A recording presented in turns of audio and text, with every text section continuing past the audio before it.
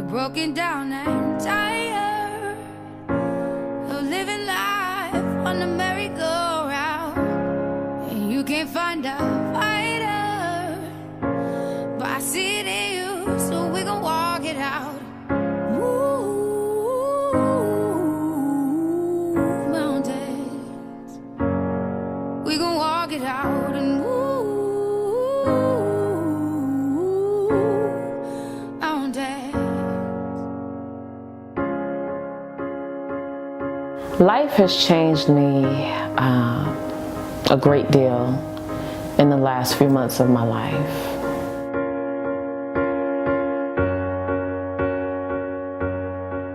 When I heard those words, "you have breast cancer," everything in me just felt like it just stopped moving. My heart stopped, my breathing stopped, my mind was racing,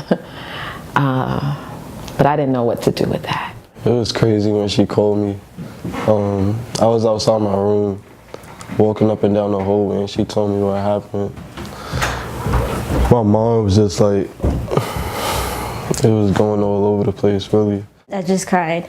There were no thoughts, no nothing. I just immediately cried. Because like she told me about her doctor's appointments, and you know, as her daughter, as of course, I'm just like, okay, they're just doctor's appointments, everything's gonna be fine. And then it was the last visit she went to, I came home and she told me about it. I was like, so how'd it go at the doctor's? She changed her face and I'm like, okay, good news, bad news? She said, not good news. And I'm like, okay, so what is it? She told me it's breast cancer and immediately just cried. So this is chemo. And right now the medication is running through this machine into a wire that's connected to a port under my arm. When I come in, I get dosages of what they call pre-meds to help prepare my body to deal with the side effects of the chemo. And throughout the time that I'm here, they come into my area and change my medication bag. And so I could be sitting here from anywhere to 3 to 4 hours receiving the medication. Coming into this type of environment for me was devastating because I never really had to go to the hospital for anything, and to know that I was going to be a patient receiving treatment for at least 6 months, I couldn't wrap my head around it, and it was really hard for me to accept. And then it was such a surprise to see how many people were going through the process. I mean, it helped to know that I wasn't alone, but it really shocked me to see that you had so many people dealing with cancer and other major illnesses. And I never thought about this type of environment before I received my diagnosis.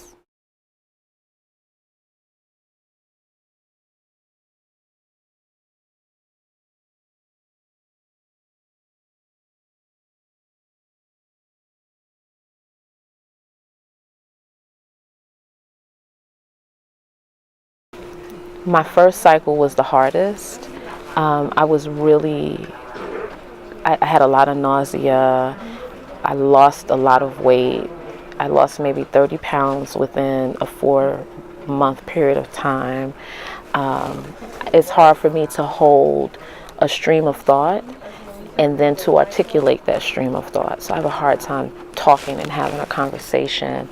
My joints would hurt, my bones would ache. I couldn't eat. A lot of the fatigue. It was a great deal of fatigue.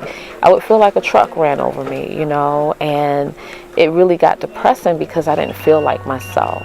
The hardest thing I've seen her go through is like every time she gets up to do something, she loses her energy quick, and she can't really get up all the time to do stuff with us, and she's usually laying down or sitting down most of the day. She goes through so much, and she just always takes it on the chin and pushes out everything she has to do in life. I've been doing mostly what she can't, like we're taking them to their basketball practices and games and haircuts, whatever it is they want to do.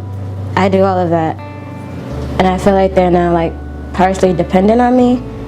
So sometimes I just feel like a second mom. My fight looks different day to day. You know, sometimes I'm fighting for my sanity, you know, just to help me understand what's going on and the steps that I need to take to do my part to keep myself healthy. My fight sometimes looks like fighting to keep my mind at peace. It's a mental fight, helping myself to see beyond the moment and know that everything is okay.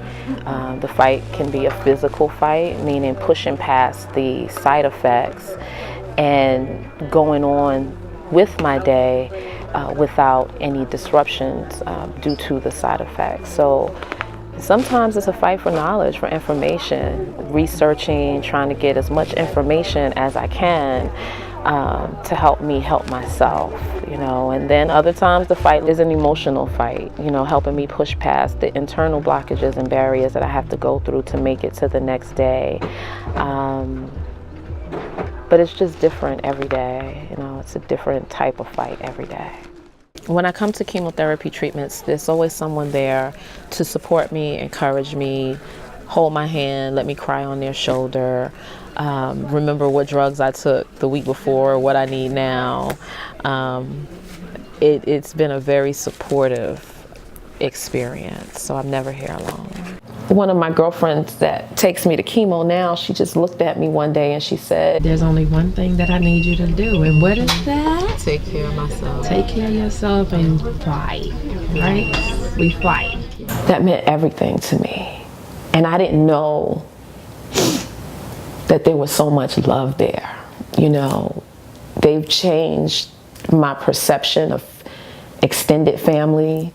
My family has come together. I have my aunts, when they found out about my diagnosis, they got on the bus from New York to come here to see me. And these are women in their 60s and 70s, you know. And just to put their arms around me and let me know that it's gonna be okay. My sisters are there, my brothers are there. It's just such a great outpouring. I really don't know what I'd do without my support system. You move over and you move over, because I'm squished. Okay. If I had to describe my mother in 3 words, it would be strong, fierce, Very ambitious. And funny. Go ahead, do something silly. Sometimes this feels like a never-ending journey. I pray, I ask for strength, and I receive that strength. And when I receive that strength, the hope returns. And so when the hope returns, I get to see the light at the end of the tunnel. And I tell myself, I look at the calendar date and I tell myself, that will be your last day. You just have 3 more to go and you can do it, you know? And soon, just like each day passes, the months will pass and this will be all over. This will be a memory, and this will be something that you can wake up in the morning and just be proud of the fact that you made it, you know, and that you didn't get taken under. You didn't let it crumble you. You didn't let it take away your joy. You didn't let it take away who you are at your core. You smiled through the journey, and that gives me hope, that keeps me smiling, that keeps my heart going, that keeps me shining. If I had to say something to anybody that's going through this, it would be to stay strong, keep pushing, and just don't give up. Stay strong. Do the right thing to keep your body healthy. I love you, Mom, and